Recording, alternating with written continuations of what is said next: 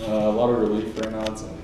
It's awesome to hold that trophy. It was a tough day, but I'm proud of the way I fought through and finished it out. So it's awesome. There were some moments when it looked like you were losing the momentum. What did you say to yourself to kind of regroup and make the birdies that you did on the back nine?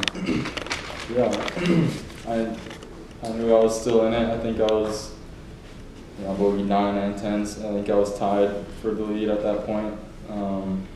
But I just knew that there was a bunch of birdie holes coming up. You got 2 par 5s and a couple of short par 4s. So I knew there was birdie holes coming up. So there was plenty of opportunities to get back in front, and I wasn't worried too much. I knew I would come back and start making some putts, and luckily I was able to. The circles on your card stand out, of course, they always do, but the remarkable part to me was you closed this out with 2 penalty shots on the backside. You had to take a drop out of the water on both 10 and 15. Walk us through your thought process on all that and then bouncing back like you did. Yeah, first of all, the 1 on 10, I don't know how that went into the penalty area.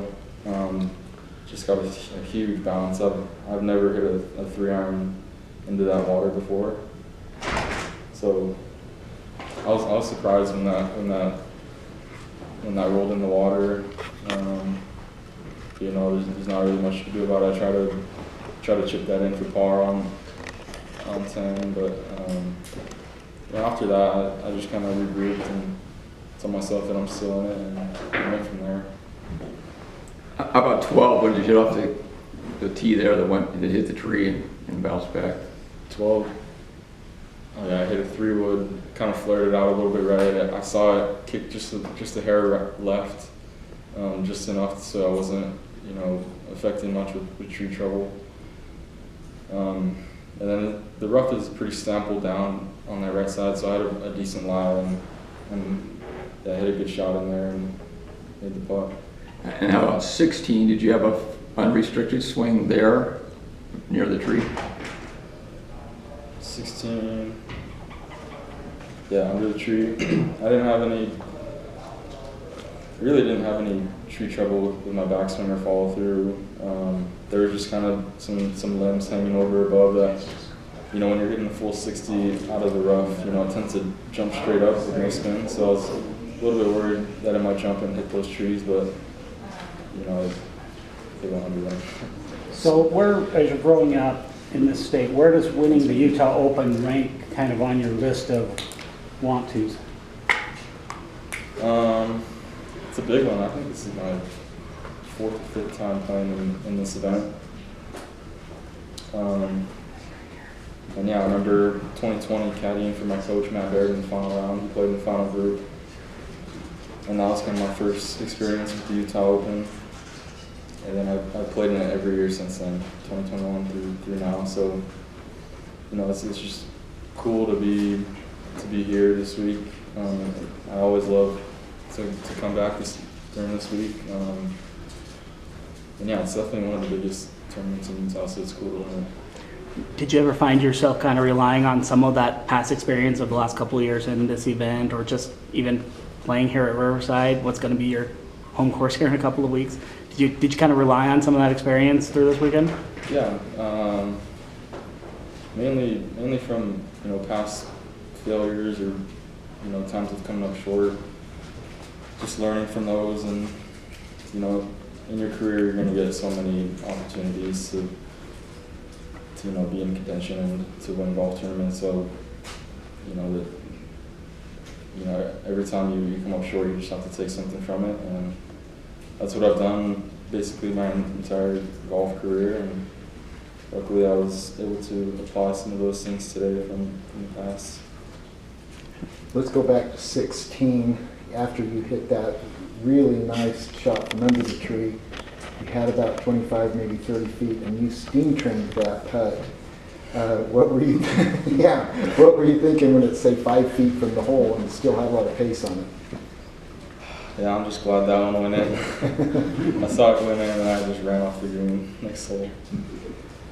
But no, there there was a big fly like hovering over my ball right as I took my backswing, and I think that kind of messed me up. But I'm just glad that I'm winning.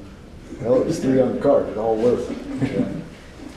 We think you may be the youngest Utah Open champion ever, depending on exactly when your birthday is. When did you turn 19? January. You are. Cool. And, well, what does it mean? Youngest winner. That's awesome. Still a long way to go, but it's cool to get some success at a young age, and you know, it's all building blocks for the future. Good way to start off your college career on your home course? Yeah, we're gonna have a lot of qualifying rounds here, so it's good to know that I can play well here. And you are a little more than a year removed from being a high school champion, going from being the high school champion in Utah to the Utah Open champ. What a juxtaposition. What does that mean to you? Yeah, there's obviously a big gap between high school and professional on this level. Yeah, this is, you know, one of the best state opens there is, so it's cool.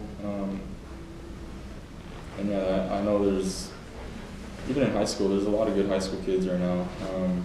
Like as you saw with all the amateurs on the leaderboard, it's basically just, I don't know, there's probably 5 amateurs in the top 8 or something like that, I don't know. But it's cool, yeah, it's awesome. You know most of the guys on the BYU team already taking the trophy with you to the first qualifying round and making your mark? I don't know if I'm not sure. I don't know. Talk to us though about. I think they know. Talk to us though about joining that team. Yeah, I'm really excited. I've been looking forward to it for a while now. I think we're gonna have a good team. We just need a couple of kids to step up. But yeah, I think we're trending, and I think BYU as a whole university is in a good spot right now. Anything else, guys? No. All right. Okay. Remarkably well Congratulations. played. Nicely done. Thank you. Thanks, Kihei.